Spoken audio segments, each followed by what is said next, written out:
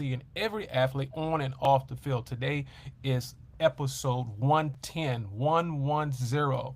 We're gonna have a very special guest today. Before that, we got a sponsor. This episode, You Go in Pro podcast, is brought to you by a proud partner of YGP Publisher, the official partner of our new book coming out, Are You Really D1? The guide that colleges coaches are looking for in players. YGP Publisher is committed to telling powerful stories that changes lives. In this new book that I wrote, together we're going to help the next generation of ball players build a mindset, habits, and heart of a D1 athlete. So grab your copy today at RUD1. That's AREYOUD1.com. RUD1.com. And with that being said, I'm going to go ahead and bring in my very own special guest today at episode 110, Vincent Blue, the minor league baseball manager, currently leading the FCL Astros in Florida Complex League, the 2025 season. He was also drafted by the very own Detroit Tigers. Is in the playoffs today. They're in the playoffs today. He was the 10th round draft pick in a 2001 amateur draft as well. He also played in the minor league system between 2001 and 2007, reaching to the high to the Triple A how to pronounce that? Help me out, Vincent. Tordo. Toledo?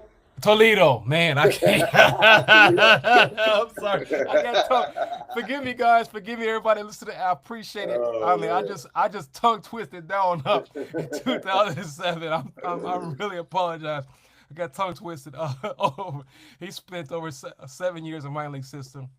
And he also had a remarkable 500 baseball games, hitting over 261 as a batting average. Also, he played independent ball. And he was also, after playing with the Detroit Tigers system in 2007, he played independent ball all the way to 2012. He was an outfielder. He batted left-handed, threw right-handed. Now he is doing some great things up in the great state of Texas. He has a youth baseball training program. He does that as well. He's the owner of the BE Elite Baseball Travel Academy as well. And also with that, he's with the Houston Astros organization. He is the manager. He also was a development coach for the Fayetteville Woodpeckers in 2002 and Corpus Christi Hooks. And with that being said, he is the very own manager of the 2025 of the year of the FCL Florida Complex League. Very own Vincent Blue. How you doing, Vincent? I appreciate you having me. Finally connected. I Yeah, had to make sure I throw all that good stuff on there, man, I because appreciate it. you got a nice resume, brother. Nice, very nice resume. Yeah, Uh, yeah, I appreciate it. The organization I'm advising to an organization here in Houston called Next Level. Next level. Pretty Okay. pretty much just trying to help them out, guide them in the right directions, connect with the coaches about anything they may need or drills that might be beneficial for the younger group.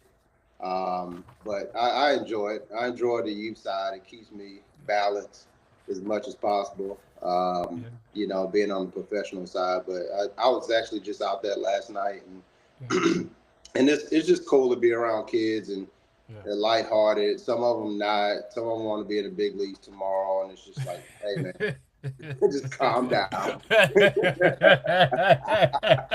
I'm laughing because Yeah, hey, by the way, I've seen my very own Vincent Blue coach. Now he can coach. He does his thing. I've seen him in action do his thing over there for yeah. the Houston Astros.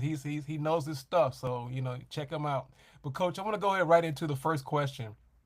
The question is this: we're dealing with these inspiring D1 players, and also they want to be Major League Baseball players. No disrespect, but there's some certain things that you got to have, which this.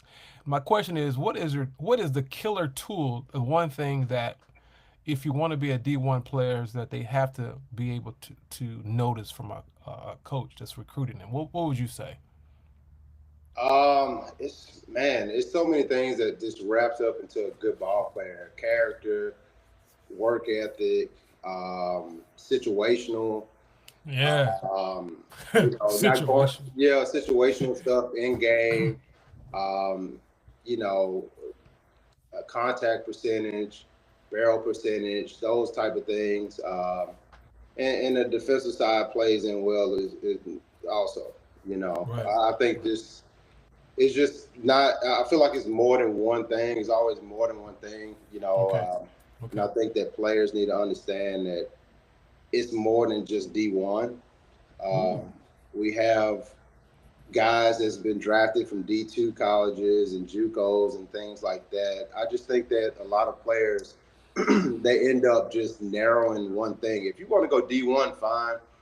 I'm not stopping you for aiming high, but it's not a failure if you don't go D1, Thank you. And it's Thank you. something that I tell a lot of the young kids. And I ran a program for 8 years, Okay.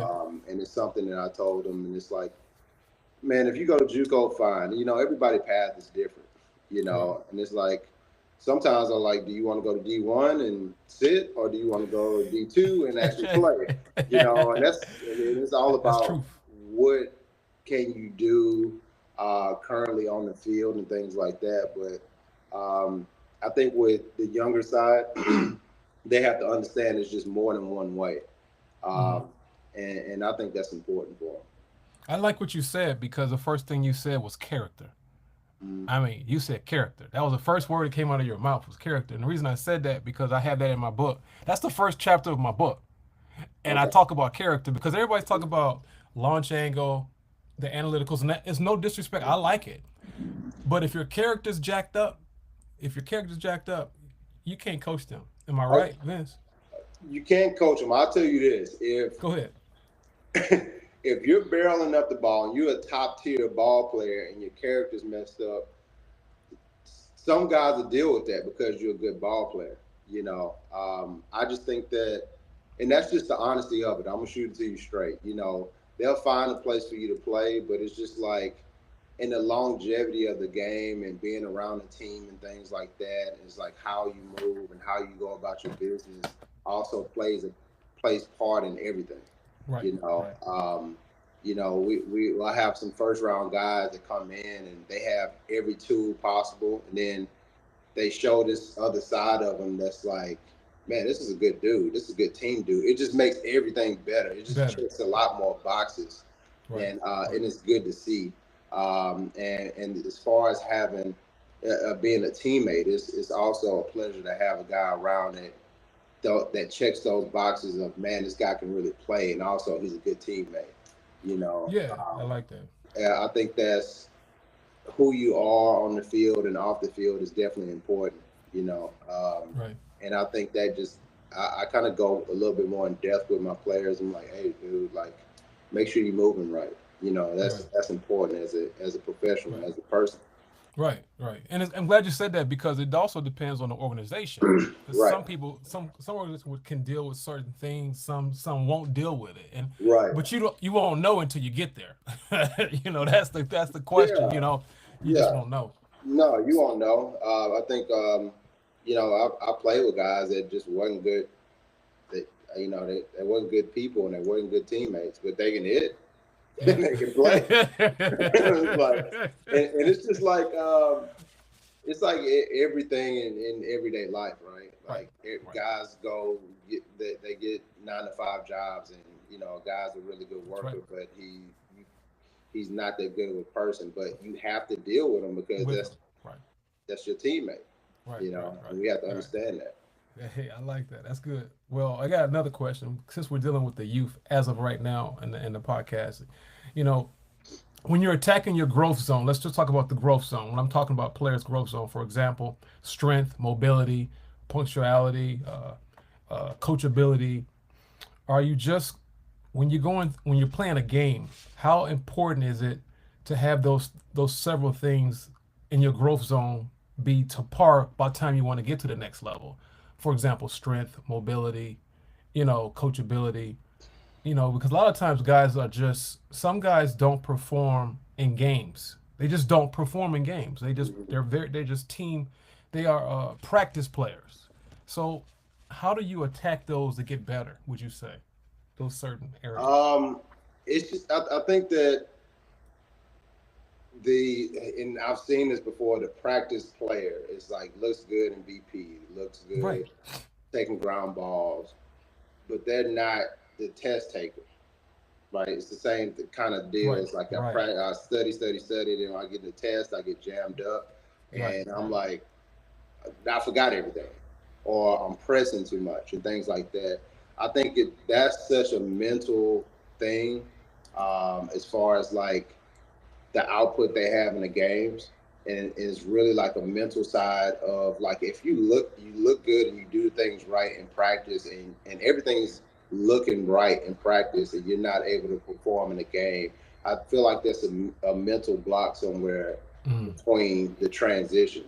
You know, it might be not trusting what they're doing in game, which doesn't allow them to play. Pressing doesn't allow them to play, and that becomes like, to me, that's a mental side as far as like how they transition into game activity. But you know, as far as S&C is concerned and things like that, you know, those things are all important. And if we're just talking about the U side, I think the more sports, the better to me. Year-round ball is fine. I didn't play year-round ball till I was 16, so and that was like really late. But going back to like in game, um, it's got is you know, a lot of people attack so much. It's, hey, it's the S&C, is, you know, the swing, and it's like, dude, the mental side of this is probably an issue too. If he's not able to, he or she is not able to perform in the game properly. And I've seen this time and time, and it's like, dude, it's like everything looks great, and it's like it doesn't happen in the game. Yeah, So, you're right. You're right. and I think on the U side, the more games, it's fine, but it's all about balance, just like anything else, right? You know, I talked to a parent in Next Level organization about how important. I think the U side doesn't understand the importance of off season, right? Yes. They don't get that. They just think it's about more tournaments, more.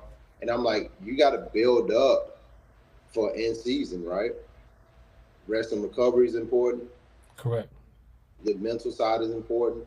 Correct. But also understanding like what did I do in the previous year, and then what I need to do this off season, to get better. To get better for the next season. They don't understand the concept of that. It's just more games and more tournaments, you know, and more fees. And more money. Yeah, more traveling. it's just like you know, it's funny because I don't have kids, and it's like I get to see everything now before it comes into play. So I'm like, I know what not to do. I know what I want to do, because it's just you know. But you know, I hats off to the parents out there. They're doing their best. I would say that, you know, as much as they can. I think some are doing a little bit too much, and then some aren't doing enough. No, you know, but I feel like every parent is, you know, they're out there, they're putting in money for you know, tournaments and lessons and stuff, and they're trying to do what's right, but they also don't all take advice neither. They just don't. It's like, all right. Amen, brother. You're exactly right. You're 100%. I'm gonna say 100% correct on that. Because you know, because I coach as well, high school, and I know, and travel ball. You hit the nail on the hammer. So I'm gonna go off that one. And get to the next question. Coach Vince, what do you think about how can someone improve their speed? For example, their 60-yard dash, or their exit velo, or their arm velocity. Going back to what you just said, it piggybacks to what you just said. In the next 12 months, what would you tell them to do to prepare for that next season? Because I personally believe balance is everything. You need to have balance.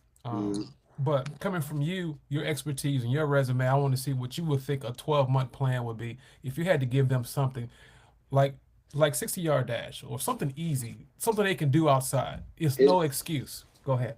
Yeah, it's definitely on the S&C side as far as like S&C strength conditioning, as far as what they want to do and improve speed. Anything, and biomechanically, they have to be in, you know, with somebody, a good trainer that knows what they're doing and know where they're trying to go as far as speed is concerned. The funny thing about speed is they underestimate I think people underestimate the mechanics of speed. Yeah, yeah, yeah, yeah. It's a mechanical issue. And just going back, I don't like talking about like my career or anything like that. So I ran just to give you an idea, I ran a 6'8" Okay, consistently, right? Like six okay, eight, and then my fastest was a 6'7" 5", 6'7" 3". So I went to a speed guy who just worked on speed, okay. right? My first 3 steps were slow, right? Mm, Um, I used to the fight the wind like this way. So there's a mechanical issue. So that's two things right there. First 3 steps and how my turnovers were, right? right. Like we worked on that. Plus, I worked with my trainer as far as lifting X, Y, and Z, right? My fastest time ended up being a 6'4", right? 6'4" flat. That's a big gap between like where I was at and then what I ended up being a 6'4". It was Correct. mechanical and also a lot to do with my strength and conditioning, Yeah. And I was able to go out, and this is like during my high school days, before I got drafted, and run um, well, but it's also the commitment part of it. It was just like I was committed to doing this. I knew that it was like, man, I was fast, so I want to be faster, and I always had that in my mind. Yeah. Funny part that 6'4" I ran against a guy who ran a 6'2". Oh, that's I bad. That's tell people really that they bad. was like, Oh, man, 6'4" is fast. I was like, yeah, the dude I ran against ran a 6'2". And oh. I was like, dude, I felt like I was standing still. I was like, once we got done, I was like, man, I ran like a 6'9". And I was like, well, no, he ran a 6'2". He ran a 6'4". I was like, oh man, it made me Man. feel so slow. But Yeah. Yeah. um, going back to the 12-month, as far as the throwing is concerned, S&C, uh, working on the S&C side as well. Good throwing program, good pitching guy if that's what you want to do. I feel like it's a lot of gimmicky stuff out there, but Yeah. finding the quality and somebody you can trust is very important. It's if you got a guy that's out there that's all about self, that's not probably um, a good link up for you. Yeah. But I'm big on vibes and auras. I think parents need to go off of, if they're gonna pay for a lesson and try to go train with somebody, like get a good vibe and sit down and ask questions and things like that, and try to build a rapport with whoever you want to spend money with. Yeah. Yeah, because you may be getting the wrong information, and it can Wrong hurt. It can information. hurt you. It can hurt you. I Yeah. mean, because I can see that from coaching. When you're coaching somebody, especially travel baseball, you see everything. You mean I see everything, good, bad, and ugly. And Mm, when you see the ugly, it's ugly. I mean, when I say ugly, it's ugly. And right. then I'm like, you said you did training. What training did you train? What were you training? Because there's some things. It's like repetition. You do something one time, you do it two times, it becomes a habit. And Right. so if you're developing bad habits, that means you've been either one, you wasn't paying attention, the instructor was bad, or you just don't get it. It's got to be one of the three, because at the end of the day, either he was a bad instructor, you wasn't listening, or you just don't get it. And I'm not saying that I'm all that in a bag of chips, but I'm just saying that because baseball is the type of sport, when the game is tight and things get really tight, you're gonna know who you really are, because the ball's gonna get in your hand. Sooner or later, it's gonna get in your hand. And what are you gonna do with it? That's Right. all. You know what I'm Right. saying? So, with that, I'm gonna talk about another thing is, a lot of these kids are making these highlight reels. These highlight reels, it's like going to a disco party or something. Going to a club. I'm like, can you talk about the importance of giving them some great knowledge about when they're trying to sell themselves on a highlight reel or video? I mean, I've seen all kinds of stuff, Blue. Hmm. I've seen a lot of stuff, and I'm like, okay, I don't know what I'm talking about, no matter what. So I'm gonna let you tell them what they should put in their video. And being completely honest, it's like me being out the U side. I haven't seen a whole bunch of highlight reels. I think that I get the purpose of it. Correct. Everything's so much with videos and things like that. Um, it's just, everybody wants to be seen. This is the world we're in now, right? Everybody wants to be seen, and this is the easy. If this is the easier way to do things now for them, then make sure you put in everything that you need to put on the video to be seen. Um, I'm not I'm not opposed to it because everything changes. It's not the same as when I was coming up, and Correct. now is Correct. videos and Right. things like that. So I haven't seen a lot of. I wasn't able to see a lot of videos. Maybe a couple parents sent it to me, and I was like, okay. So, but if it works for them, just make sure you're putting good reels on there. I mean, I mean, something that people actually want to see. But See. Right. Right. yeah, Right. but I haven't seen a lot. I guess this is where they're going now, right? It's a lot of Yeah. videos all the time. Like, I don't want to go to a Background music, club. Yeah, what is this? I see more music than I see action. I'm like, really. what are we doing? Like, what's going on here, man? Turn that music, and the music's so loud. I'm like, I feel like I'm in a club. Like, what are we doing here? Slow down. That's crazy. But That seems about right. Yeah. yeah, like, dude, what are we trying to do? We trying to sell your. It's like a resume. I mean, you're trying to sell yourself. I mean, but also, a lot of kids don't know how to sell themselves. They just don't. They just Hmm. they copy somebody else's issues and they do the same thing. Then we got a big mess. Hmm. Then we got a Yeah. whole big mess. I'm like, this ain't cool. But I'm gonna jump into pro baseball a little bit, Mm. because you've had a great, remarkable season. Congratulations with that as well. Thank You you. know, with the bullpen, I'm gonna ask you which when you're dealing with your bullpen, you are the manager, but you have other coaches with you. My question to you is this: how important is your supporting staff to be able to click and things of that nature, and how do they hold you accountable so you can get to the next level? Um, without every organization is different. With it being such a developmental side, as far as like, FCL is rookie ball is guys have to get their innings in. Me and Ramirez, my pitching coach, like great guy, knows his stuff, and we have conversations about guys. But it's really about guys getting their innings in, no matter what. Okay. Okay. Um, but because this is, with player development, we're trying to get these guys prepped for the next level and make sure they get their innings in. Like, a lot of my guys are new draft picks, excuse me, new draft picks and guys that come over from DSL, Dominican Summer League. So we're talking about guys that's 17, 18, 19, very young guys and early in their career. Okay. Um, so the accountability is always there. I'm a big accountability guy. I had a great staff this year, big on communication.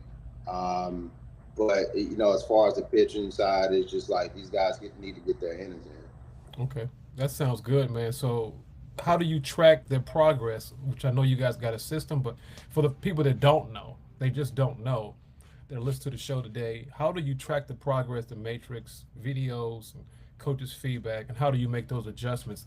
Because your season is like one boom, boom, boom, boom, boom, boom. You're going all the time. So, how quickly do you make those adjustments, and what do you do to keep your progress, to keep getting better? And that's definitely more in depth on the pitching side, Okay. and that will be coming from the pitching coach Ramirez is Okay. more in depth on like day to Okay. day videos X, Y, and Z to get guys prep, and that's why he's there, to work with the pitchers and things like that. But I'm huge on team, and I'm huge on as a manager letting guys do their job and what they're supposed to do. I think that he did such an exceptional job this year. It was just like good to see him connect with the players, uh, morning reviews, things like that. So it was definitely with the pitching coaches. It's definitely more one-on-one in depth with them, Okay. because they're around them every day. Wow, that's good because I know every season's going to have adversities, adversities. So when you're having those moments, you don't really have a lot of time to make. Right. You got to do it quick. So when you have adversity hits you, bad inning, bad errors, or bats or whatever, how do you rebound to keep them focused or keep that? Because they're younger, they're still younger. They're coming from a different Mhm. uh, part of location, and also that it's new to them. How do you make them adjust, or how do you? Because you got to do it fast. What's your secret sauce? Um, yeah, are you just talking about on the pitching style? Or you talking about just everybody? Everybody in general. Oh, everybody. Um, this is just me. Like, if an error happens, I won't say anything, right? Okay. I kind of let them sit on it Okay. because a lot of times they know or they have an idea that they made an error, and it's like the game is going on, right? Correct. So for me to come up and like, hey, what happened on that ball when it just happened, Right. Right. right? I don't want them to get caught up on that situation because the game is still going Still on. going on. That's right. A lot of times, and this is just me, and even on the pitching side, I don't go in depth as far as mechanics and stuff like that, but I tackle more the mental side of like, hey, how do you feel? What's going on? But as far as like the position player side, I kind of let it ride out a little bit. And if they come up to me during the game, Okay. we'll have that conversation, right? But the next day, I normally bring it up, and I'm like, "Hey, what do you think about that? What was your thought process on this? What do you Mm, think about that route on that ball? And we'll have that conversation then. I don't want okay. them to be so locked up on one play, Right. especially a lot of times when they know they screwed up. Correct. You know, so that's just my philosophy on like how I deal with players. I don't want. I just is that time and that moment. Sometimes to me is not the right time, Yeah. Yeah. especially before they're about to hit. You never do that. It's like, Exactly. go ahead. Yeah. I've had players do that. They'll maybe boot a ball. They'll come in and they're probably on deck and they'll come in and ask me about it. I'm like, go ahead. All right, Right. Right. yeah, Right. time for you to It's hit. not the time. It's not the time. It's It's not the another time to time. think about Just go ahead. Yeah, that. we'll Go talk hit about it the later. ball. Yeah, now Yeah. make up for it. Go barrel something up. Like Yeah. I like it. that's it. I like that. I like that Yeah, philosophy. That's good. yeah, Because you see, I mean, baseball, you're gonna make errors, mental errors, physical errors. It's yeah, gonna happen. It's right, gonna happen. But I know consistency is the most important thing in right, pro baseball. It's got to be right. consistent. Because if you're not consistent, you're probably gonna find yourself at home sooner or later, or someone's gonna get your job. So with that being said, you've had remarkable success, from one level to the next level. How do you hold your? What do you do to keep yourself at top performance as a manager and as a coach? What do you do? A lot of coffee. A lot. This interview is not going the way I expected. It's not going the way I expected. Oh man, I got people we got listening gonna be coffee. saying, they gonna say, what's wrong with Vincent Blue? Everything you can use. I'm like, this is not what we expected. Come on. I know. I like that though. I like it. It's, oh man, I like it. Yeah, man, a lot of coffee to keep me locked in. There's a lot of games. It's just a lot of games, a lot of coffee, with Oh my a lot gosh. of reading up, a lot of reviewing videos, um, Oh, understanding my guys. Um, it's like to stay engaged. I mean, it's really easy to stay engaged. Why? Because yeah, it's baseball. This is what I yeah. love to do, Love to do. right? So it's easy for me to stay engaged. Ups and downs, wins and losses. It's just like this is part. It's part of the game and part of the battle. That's what I embrace that. But You know, it's just constantly trying to figure out like what can I do to tighten up to help them out, right? How can I keep the edges sharp? What article I can read up on? It doesn't have to be necessarily a drawn out book. What can I do on my end to say, man, this might help this player. This might Right. turn on the light on this guy, and that's it's a constant thing, right? It's like I never really say, okay, that's good enough. Right. But it's Right. cool. The cool part about this game is like, man, I learn off my players too, Yeah. right? They'll tell me something, I'm like, I never thought about it like that, and that's the fun part about this, right? It's the process of being a coach. It's I like it. on the professional side. It's like, dude, I never thought about it like that. That's pretty cool, you Yeah. know. I like that. Hey, Vince, I got another question for you because this interview is going good, but it's not what I expected. So 'Cause-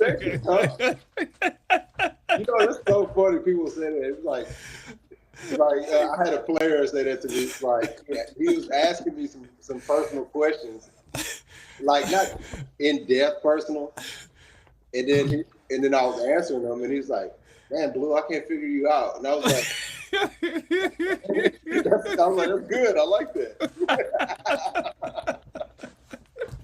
I'm laughing because I'm enjoying it, but you say you have a lot of coffee. I'm like, that's not what I expected, Blue. I didn't expect that. So I'm crying. I'm over here crying, trying to stay. You said Every coach would agree with me. The coffee machine gets it every year, every season. He said coffee. Coffee. Coffee machine has no chance. I'm sorry, this is episode 110 with Vincent Blue.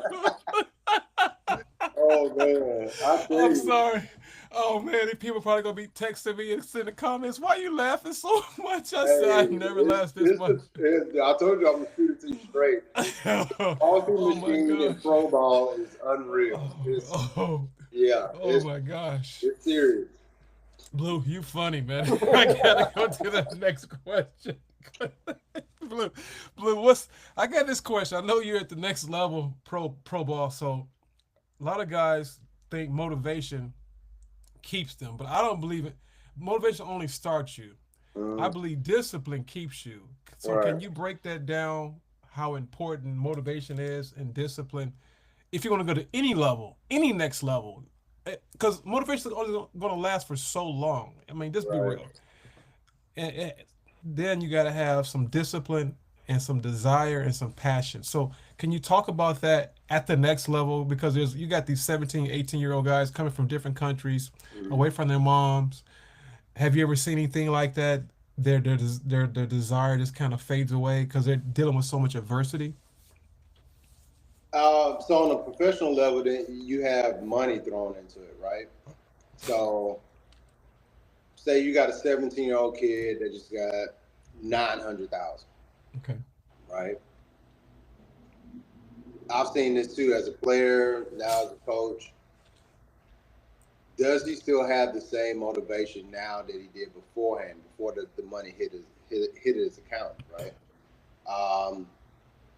I think when you have this goal, I think the motivation aspect doesn't really leave, because unless you just content with like, oh, I just got some money and I'm good, I'm satisfied, and that's the difference between a lot of players, that they just have this, they want to be the guy, they want to win, they want to, and they just have it. You can't pinpoint it sometimes. It's like, dude, this dude just got it. Right. Because he has this in his mind. It's like, okay, this is not enough. Right. I want more than this. I feel like on the professional side, once you get some kind of money, unless you didn't get any like significant money, but like the test is always like, oh, you got 4.4 million, you got this, you got that. Is the motivation still there to be the guy that you want to be? I think that's the tougher part about it. Even on the grand scheme of things, and the big league guys, you make 12 mil a year, 25, whatever it may be. Right. Like, what still drives you to be, you got all the money to take care of two generations, right? Right. And it really comes from within, about what you really want to do. And a lot of guys, it's easy to love the game, and I've seen guys fall out of love with the game because of politics and this and that. Um, but you know, it's just the person with, what kind of person are you in this game, and like what are you Right. trying to do, and of never being satisfied. I can go on about motivation and things like that, but it really comes from within and what you really Right. want to do. Right. I Right. don't like to force feed anything from a guy, and I can give my point of views and this and that, but it's just like, hey, at the end of the day, you got to go out and do it. Right. you know. Right. So I can only guide you so much, but Yeah. Discipline's gonna Discipline is something that you just have to have it, and it starts with motivation, but eventually what keeps you is discipline and it's desire, because at the end of the day, at the professional level, it's a job. It's a job, and like, if you don't do your job, you'll get fired. They're only gonna give you so many warnings, because the yeah, next guy is right behind you. He's right, or might be right next to you. So with and that, the I know we window get is shorter. I mean, the window is smaller now. Like the game is faster now than it was when I was coming through. It was just like they move guys quicker. Like and I tell a lot of new drafts and guys that's in the system now. I'm like, dude, like y'all come up in a really good time. Like you do well, you're gonna move up. We did well, we staying at the same level. Like, and it was level by level, and it's like I really like this day and age in the game where it's like, hey, you do well, let's go. Come on, let's move up. You hmm know, but you have less time to really kind of veer off because the hmm game moves so fast now. And they have to understand that. It's like, dude, the opportunity is now and it's quicker now. I right, like it, but it's a lot quicker. It's, um, of course, it's a revolving door, but it's like, correct. but the opportunity is there if you do well. Yeah, yeah. Because I know some guys that that I had before on the show, and they were in the, in the league like 15 years ago, and they were telling me that they were in AAA forever, and they were playing. They just didn't go up. They didn't go up because of whatever case may be. It can be because of money. They paid XYZ to stay there, and you're gonna take. It could be many different things we don't know. But I just thought I'd ask that question. I'll ask you one more question. I'm gonna close it out. And let's go back. This is you. This is just you. We're gonna deal with Vincent Blue. When you were coming up, you played for several years. Who was one of the role models that you had in your life that you really looked up to growing up? Even though you coach Houston, but you got drafted by Detroit Tigers. Right. And what are a couple of things you've learned that made you a better player and a better person? I would definitely say my dad first and foremost, because I think, Okay. man, it's like looking at it now, and I'm older, and like when I'm out at youth sports and stuff like that, I realized like how much time and effort and money he put into me, right? Like we grinded so much at a you know when I was a youth then when I was younger, Mm-hmm. like hopping fences when we weren't supposed to be on the field and getting work in. You know, Houston here in Houston, we ran Herman. I was running Herman Park with my dad when I was like 10, and I'm not even lying about that, right? My dad is just such a he's a hard nosed dude. Like I grew up with him in the house. It was just like, yeah, we gonna go get it. So me running the park, and I'm not saying like, yeah, let's go Right. run. It was like I was 10 years old and I was running the park and like huffing and puffing with him, and I'm like, I don't want to do this. He's like, no, let's go, right? So once I was 13, we were doing the hill at Miller Outdoor Theater. Like it's a big Wow. hill, right? I was doing that. Wow. Um, and then 15, it was kind of like I knew what I needed to do. Like, um, he really inspired me a lot as far as like hard work and Yeah, never giving up and that type of feel, like because it was instilled in me at a young age. I Uh, like that. Now, was it rough with him? Yeah, because he was just a hard dude. He was just like, me being from Houston, born and raised. He's from the East Coast. He's a very, emotional guy. Very passionate guy. So it's kind of like, and I'm a Southern and laid back and things like that. But the way he inspired me to, even through adversity, to work through is a big Yeah, deal to me. Um, you know, him working, which he still works at the post office for 47 years, like my high school years, like once I got to a level where he's like, okay, I can't take you any further, like 14, I started getting lessons. He would drop me off at a guy's house to get hitting lessons that had a cage in the back. After he just worked a 13-hour shift and he just fixed the truck. Like, man, it's like, dude, I just look at it now, man. It's just thank God. like wow, And it's like things that you realize when you get older, and it's like, yeah, that was Yeah, like he put in the effort and things like that. Now, on a professional level, like who I look up to as far as like mentor and things like that is Dusty Baker. That's easy. We talk. Sometimes we talk about nothing. Sometimes we talk about the game, and it's like I'm just a kid when he starts to talk because he's telling me right. stories and things like that, and give me advice. I couldn't ask for a better baseball like mentor than that. Like it's a blessing. It's Thank God. like when Yeah, Dusty's name pop up on my phone, I'm like, this is still unreal to me that we have that we have a conversation. It's like I was like, whoever thought, right. And another guy is Ralph Gar Jr. Ralph Gar Jr. actually we're really good friends. I call him my big brother, but he's been a scout for 25 years, Wow. and he actually scouted me when I was coming up, and his dad Ralph Gar scouted me.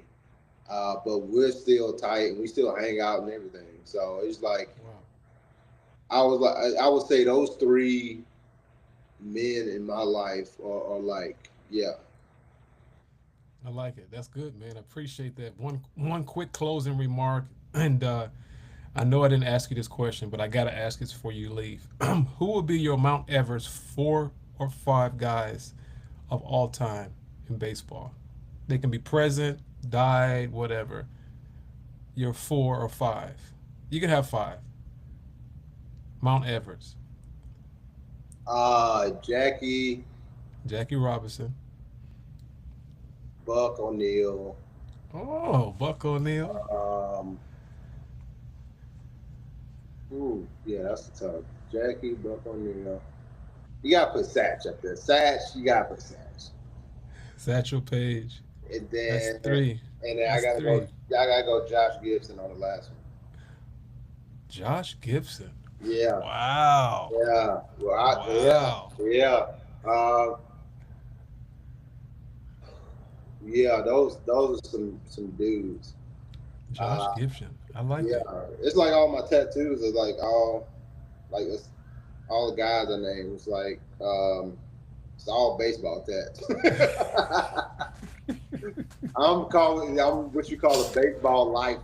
Yeah. So Man, I, yeah, I I love it. This is episode 110. I'll never forget this one. yeah. This is good. I've been waiting to get this guy on for a while. It's been well worth it, brother. It's I loved it, man. I know we got to cut it short because of your time, and I appreciate it. Thank you for coming on, and Definitely. if you don't mind, just giving a closing remark for the listeners that's listening. And that's basically it because we know you coaching pro ball, so they can't contact you. So I'm not gonna ask for you. I'm not gonna ask for that. We ain't going there. So if you don't Yeah. mind giving them a closing remarks and just then I can close it out because I wanted them to hear your voice, what you can give them some inspiration or anything you can impact their lives. Hey, for all the young players out there, enjoy the game. be open to new things that might improve your game.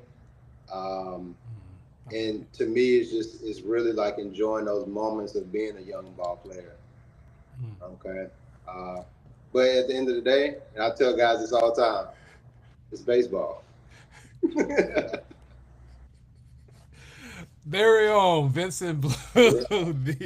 He is the coach of the year of the Florida. What is it called? What is it called? Florida Complex League. Florida Complex. They changed. It used to be called rookie ball back in the day. It's not rookie ball. It used to be called Gulf Coast. Oh yeah, Gulf Coast. Yeah. It had all these different names, but he is the very own 2025 coach of the Houston Astros League. I want to say thank you for coming on, but I'm going to close out with this, and I want to say thank you again, brother. I appreciate it. It's been nothing but a blast. A blast. I got some answers, some questions that I didn't expect, but it's all good. I love it. I love it. Transparency, and I love it. It's just true. Had me laughing. I never laughed this much in 110 episodes. I have never cried this much. This dude has me crying, laughing. I'm gonna look back at this and think about coffee, and I don't even like coffee. So every time I ask the question, coffee, I'm gonna say, please don't say coffee. Coffee. Say Dusty Baker, but don't say coffee. Please don't say coffee. Yeah. So with that being said, this is Coach Lowry. I want to say thank you for the YouGoin'Pro podcast. And as I say all the time, where are you being led? The L stands for listen. Listen to everything Coach Blue has said today. Listen, faith comes by hearing and hear the word of God. And also the next letter is E. E stands for execute. Everything he said, listen and execute. I mean, yeah, we laughed, we had fun, but for the most part, we're not talking about the coffee part, but we're talking about execute the very powerful insight he gave you today. And the last letter is D. D stands for dominate. Dominate wherever you are, because if you don't dominate, someone's going to take your job. Vincent knows about that because, hey, he's in the pro ball. If you don't do your job, somebody's going to take it. I can guarantee that. LED, listen, execute, and dominate. He's very old Coach Lowry with Vincent Blue. Episode 110.